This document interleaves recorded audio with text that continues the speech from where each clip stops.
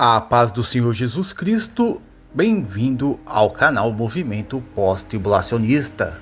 Hoje vamos examinar as 70 semanas de Daniel, desmistificando algumas interpretações populares, especialmente as da linha dispensacionalista. Vamos refutar 3 pontos principais sobre esta passagem e destacar a coerência da visão pós-tribulacionista.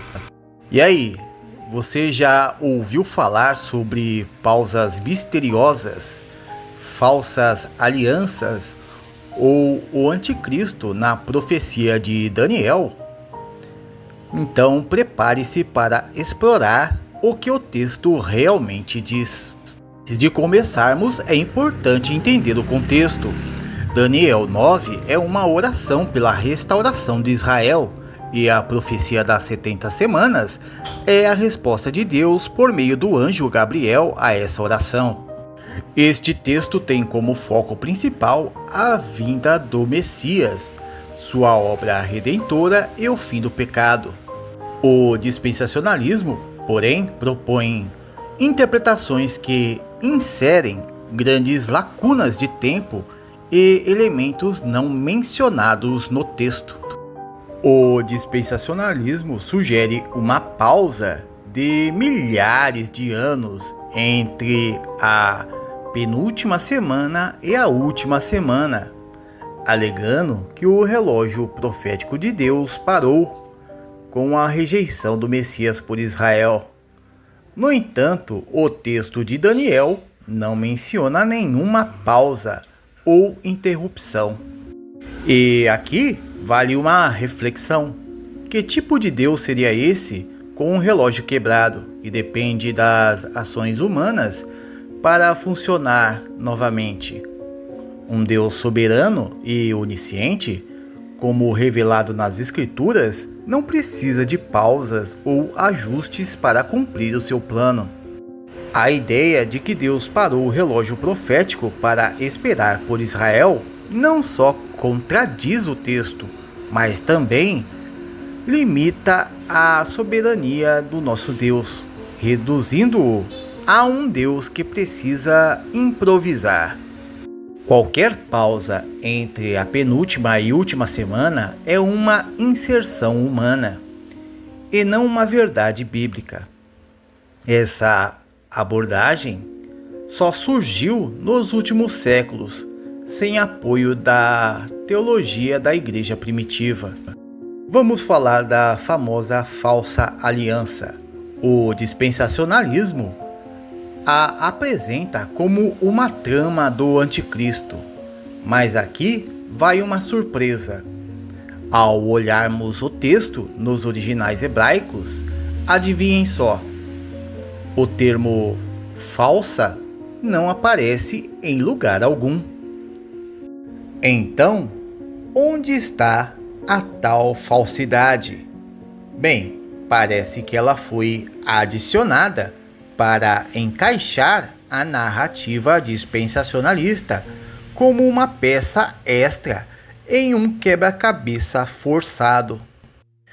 O que Daniel realmente diz é que ele fará firme aliança com muitos por uma semana. Nada de falsa, nenhuma pista de engano. E o mais curioso, essa aliança não tem nada a ver com o suposto anticristo, mas com a aliança verdadeira, que foi estabelecida por Cristo. A verdadeira aliança, meus irmãos em Cristo, foi feita por Cristo na cruz. Ele não precisou de truque ou de um pacto escondido para resolver as coisas.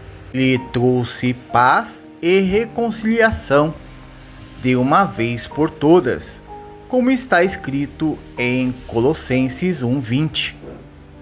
Por meio dele, reconciliou-se consigo todas as coisas. Então, qualquer ideia de uma falsa aliança não é só desnecessária, é também completamente sem fundamento. Portanto, podemos tranquilamente descartar essa noção de falsa aliança.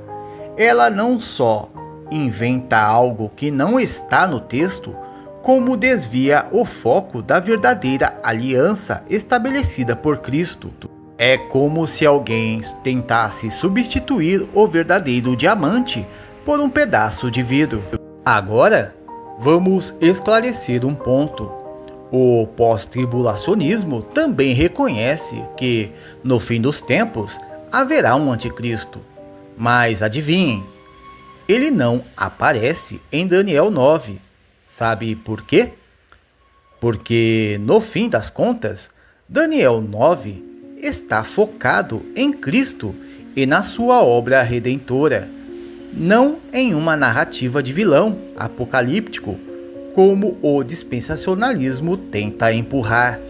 E aqui vai uma verdade inconveniente. Os verdadeiros vilões na época de Daniel e nos tempos de Cristo não eram criaturas misteriosas ou figuras de ficção. Eram os próprios homens da época, que não reconheceram o Messias quando ele apareceu e o crucificaram, exatamente como estava previsto no roteiro de Deus. O mais interessante é que, assim como naqueles dias, há muitos hoje que se recusam a enxergar o Messias. E o que vai acontecer com eles?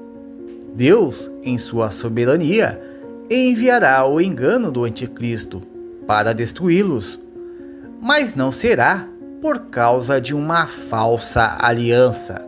Não, meus irmãos, será porque eles seguirão o anticristo, que estabelecerá um pacto, mas não com palavras vazias, e sim com uma marca, um sinal de lealdade ao reino da mentira e da perdição. O pós-tribulacionismo nos lembra que a tribulação é real e parte do plano divino, e o anticristo vai aparecer como uma consequência do afastamento de Cristo.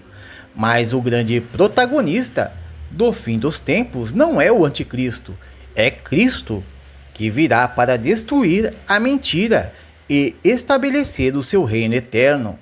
E assim, ele vem como juiz para separar os que o seguiram dos que escolheram o engano. Portanto, se alguém ainda acha que Daniel 9 está falando do anticristo, eu diria que essa leitura é tão forçada quanto tentar encaixar uma peça quadrada em um círculo. O verdadeiro vilão da história é o pecado, e a verdadeira aliança é a que Cristo fez na cruz, sem truques, sem falsas promessas, apenas com a marca do seu sangue. Então, para concluir, vamos fazer um pequeno favor a nós mesmos. Vamos parar de cair em narrativas de anticristo, falsas alianças e teorias malucas que mais parecem roteiro de filme de Hollywood. E claro que o anticristo é uma figura importante nos fins dos tempos, mas se você está obcecado por ele, talvez seja a hora de virar a página e focar no verdadeiro Messias, Jesus Cristo. A solução não é decifrar enigmas sobre o anticristo, mas olhar para o verdadeiro centro da história, Jesus Cristo. Ele é o começo, o meio e o fim da nossa fé. Portanto, em vez de se perder em especulações e teorias, dedique-se ao que realmente importa. Conheça mais a fundo a palavra de Deus, para que você não seja facilmente seduzido por qualquer teoria maluca que surge por aí. Afinal, se você vai se preocupar com alguma coisa, que seja com Cristo e sua obra, não com figuras que, no final das contas, são apenas coadjuvantes.